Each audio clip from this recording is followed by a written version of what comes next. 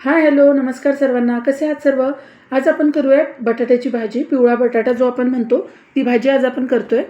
तर बघूया आपण आता त्याची रेसिपी. त्यासाठी मी आधी इथे बघा कढई टाकायला ठेवली आहे. कढईमध्ये तेल टाकून घेतलं आहे.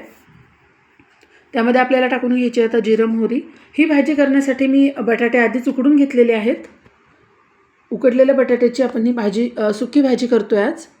आणि जिरं मोहरी चांगली तडतडल्यानंतर कांदा चिरून घेतलेला होता, तो कांदा मी यामध्ये टाकून घेतला आहे.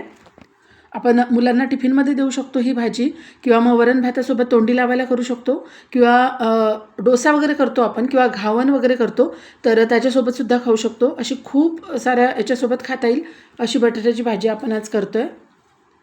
तर कांदा मी टाकून घेतला आहे. कांदा आपल्याला छान असा लालसर परतून घ्यायचा आहे. त्यानंतर इथे बघा मी एक वाटण करून घेतलं आहे, मिरची लसूण आणि कोथिंबीर. तर तेही मी आता यामध्ये टाकून घेतलं आहे. इथे मिरच्यांचं प्रमाण तुम्ही तुमच्या आवडीनुसार कमी जास्त करू शकता. आणि अगदी 1 मिनिटभर आपण हे पण थोडं परतून घेऊ कांद्यासोबतच, कारण आपण मिरची लसूण कच्चं वापरलेलं आहे. तर त्याचा थोडा कच्चेपणा जाईपर्यंत कांद्यासोबत परतून घेऊ आपण. त्यानंतर आपल्याला याच्यामध्ये टाकून घ्यायची आहे हळद. बाकी दुसरे कुठलेही मसाले या भाजीला लागत नाहीत.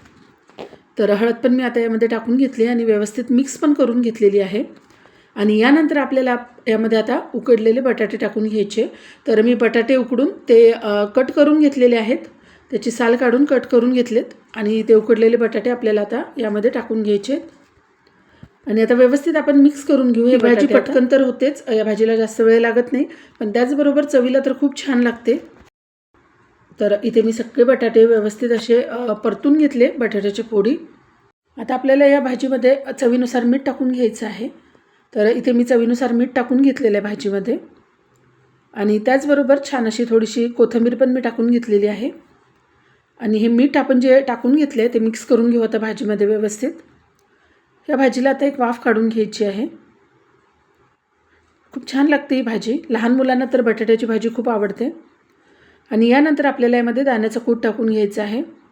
तर दाण्याचं कूट पण मी इथे टाकून घेतलं आहे. बरेच जण या भाजीला दाण्याचं कूट घालत नाही, तर आपापल्या आवडीनुसार, जर तुम्हाला नसेल आवडत तुम्ही नाही घातलं तरी चालेल.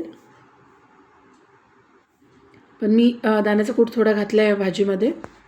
आणि तो दाण्याचा कूटसुद्धा व्यवस्थित असा मिक्स करून घेतला आहे. तर सगळेच लहान मुलं आवडीने खातील अशी आपली बटाट्याची भाजी तयार झालेली आहे. टिफिनमध्येही छान देता येईल अशी ही आपली बटाट्याची भाजी. कशी वाटली तुम्हाला नक्की सांगा कमेंटमध्ये. आणि या चॅनलवर आज पहिल्यांदा व्हिडिओ बघत असाल तर लगेच चॅनलही सबस्क्राईब करून घ्या.